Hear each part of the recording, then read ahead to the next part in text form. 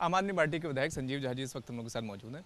Sir, आज दो बड़ी चीज़ें हुई। पहले तो जिस प्रकार से पिछले 3 दिनों से लगातार फांसी घर को लेकर लगातार बात चल रही थी और आप लगातार कल भी आपने उसको लेकर सबूत दिए, ऐतिहासिक अभिलेख आपने पेश करे, लेकिन अब आज आखिरकार ये फैसला दिया गया कि जो शिलालेख है उसे हटाया जाएगा और उसके बाद विशेषाधिकार कमेटी को ये पूरा मामला सौंप के यहाँ तक कहा गया कि पूर्व मुख्यमंत्री अरविंद केजरीवाल से लेकर मनीष सिसोदिया, रामनिवास गोयल और उसके अलावा राखी बिरलान को सम्मन करा जाएगा। कैसे देखते हैं?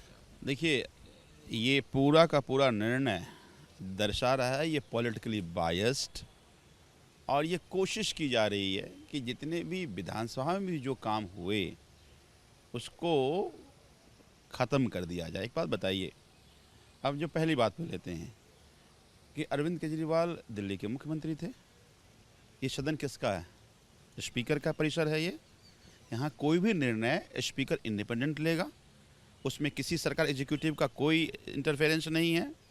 तो फिर अगर मान लीजिए कटघरे में खा तो स्पीकर से सवाल कीजिए, मुख्यमंत्री से क्या लेना देना, लेकिन उनको अरविंद केजरीवाल को बदनाम करना है।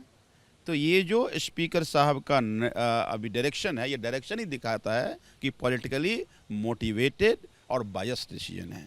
हमने कल भी हाउस में कहा कि अगर ये कह रहे हैं कि फांसी घर नहीं था, हमने वहाँ पे कुछ चीज़ें हैं जो मिली हैं, आप उसकी एएसआई में जांच करवा लो और उसके बाद आप जो निर्णय लेना है लो। कल को मान लो कि कुछ बातें साबित हो गई तो फिर तो आपको अंग्रेज के साथ खड़े होने का आरोप लग जाएगा ना। और चूंकि मैं सदन का सदस्य हूँ, मैं नहीं चाहता हूँ ये कलंक इस सदन पे लगे और मैं उसके हिस्सेदार रहूँ, तो मेरी जिम्मेदारी है कि मैं उनको आगाह करूँ। हमने उनको आगाह किया है।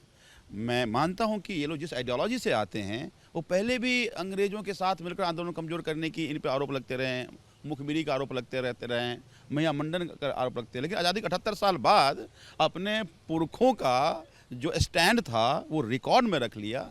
ये मुझे लगता है कि निंदनीय है। सीएजी के आज एक रिपोर्ट भी आई। उस रिपोर्ट में ऐसा बताया गया कि तकरीबन 1,19,000 ऐसे चेहरे थे जिनके सारे 2 लाख से ज़्यादा आवेदन करे गए थे मजदूरों के। ये सारी चीज़ें मतलब कहते सामने आई और उसके अलावा जो बेसिकली उनका जो मतलब रिकॉर्ड था, रिकॉर्ड नहीं पूरा था।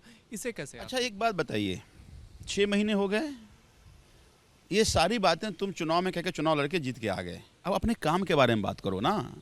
अरे हमें गाली दे करके जनता का भला तो नहीं होने वाला है।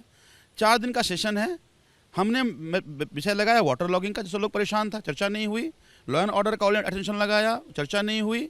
हमने फिर लगाया कि अस्पताल में दवाइयाँ नहीं, चर्चा नहीं हुई। यार दिल्ली के मुद्दों की बात करो ना। हमें भाई सारा इंस्टीट्यूशन तुम्हारा, तुम जो चाहो लिख दो। क्या ये सच नहीं है कि सबसे ज़्यादा लेबर मिनिमम वेज आम आदमी पार्टी ने बढ़ाई? क्या ये सच नहीं था रजिस्ट्रेशन आम आदमी पार्टी ने करी? तो आप उस पर चर्चा करो ना। तो मुझे लगता है कि ये इनके पास कहने में कुछ नहीं है।